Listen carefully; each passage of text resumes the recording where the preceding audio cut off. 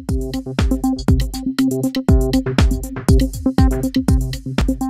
the vast majority of cases, listing on the MLS system makes the most sense for the seller, simply because it's a way of casting the net very, very wide in terms of exposure of the property to the market.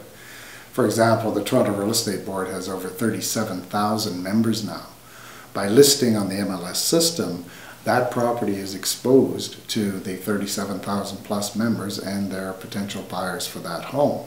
Listing exclusively means that the property is not given that wide exposure through the MLS system, and it's a much narrower range of potential buyers that can be made aware of that property.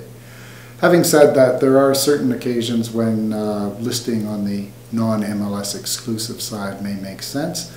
Perhaps in a situation where the seller is elderly and does not want to be inundated with a lot of traffic through the MLS system.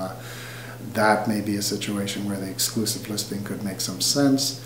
Sometimes there will be situations where a seller simply wants an offer from a particular buyer, and a real estate agent has indicated that that offer will be forthcoming. An exclusive listing for a few days to complete that transaction would make sense.